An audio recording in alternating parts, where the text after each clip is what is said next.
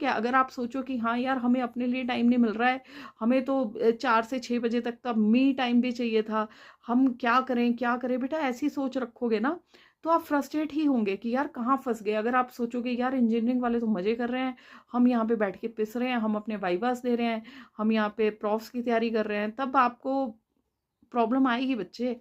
लेकिन अगर आपको पहले से पता है कि चीज़ें ऐसी ही होने वाली हैं, कि अगर मैं एमबीबीएस में आपको बिकॉज पेशेंट को ठीक करना सीखना है ना, तो उसके लिए बेसिक जो फाउंडेशंस है वो आपके एनाटमी से शुरू होगी। जितना बॉडी के बारे में पता होगा, इसको थोड़ा इंटरेस्टिंग वे में आप देखेंगे। जो उपटा फैगवा वाले नहीं हम करते थे, ऑल फैक्ट्री, ऑक्यूलोमोटर, ये नर्व्स करते हैं ना, क्रेनियल नर्व्स हम 12 जैसे हम कर रहे होते थे, अभी आपको उसी को डिटेल में पढ़ना है। थोड़ा सा ड्राई भी लग सकता है, बट अभी तो इमेजेस की कोई दिक्कत ही नहीं है भाई।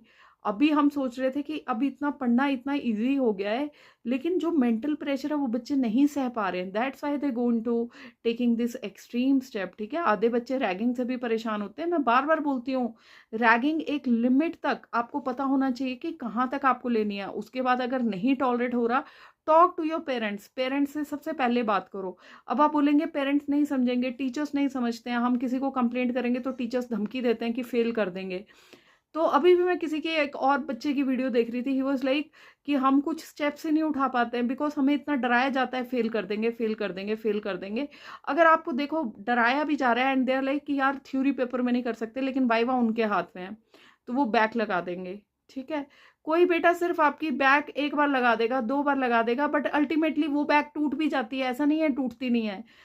किसी सब्जेक्ट में अगर बैक लगती है, सप्लीमेंट्री पेपर होता है उसमें क्लियर हो जाता है। आपको कॉलेज वालों को भी पता है, मैक्सिमम बच्चे जिनके अगर 50% भी कई बार बैच फेल होता है तो सप्लीमेंट्री पेपर में क्लियर हो जाता है। ठीक है, कुछ यहाँ से भी स्ट्रॉन्ग डिसीजंस लेने पड़ते हैं जब इतना फाइट करके आप लाखों बच्चों में 25 लाख बच्चों में आप लोग फाइट करके एमबीबीएस की सीट ले लिया है, तो थोड़ा माइंड सेट स्ट्रॉन्ग करना पड़ेगा। इतनी मेहनत से यहाँ आए हो, डोंट वेस्ट योर लाइफ। ठीक है, रैगिंग कहाँ पे उसके अगेंस्ट आपको आवाज उठानी है, एंटी रैगिंग हेल्पलाइंस तक चल पड़ी हैं। भाड़ में जाए वो लोग जो आपको मेंटल टॉर्चर इतना कर रहे हैं। हाँ, लेकिन सिर्फ वही लोग जो बहुत ज्यादा अपनी लिमिट्स क्रॉस कर रहे हैं, क्योंकि थोड़े से लेवल पे अगर रैगिंग हो रही है, अगर किसी ने आपको बुला के बोल दिया कि सिर झुका के ऐसे अपना नाम बता दो, इंट्रो दे दो, तो दिस इज नॉर्मल। ठीक है, बट अगर आपको कहीं पे आपको पता होना चाहिए difference between normal and abnormal, difference between normal and torture. ठीक है, लेकिन जहां पे आपको बोला जाए कि कपड़े उतार दो, आपकी पिटाई की जाएगी, तो नंगे होके जहां पे रैगिंग हो रही है, ऐसी चीज, इसके खिलाफ आवाज उठाओ और मत डरो सपली फपली फलाना ढिमकाना। आपके पास, हमें अपने राइट्स का नहीं पता होता है। ठीक है, बट वही मैं आपको बता रही हूँ कि एक महीन रेखा होती है कि what is right what is wrong.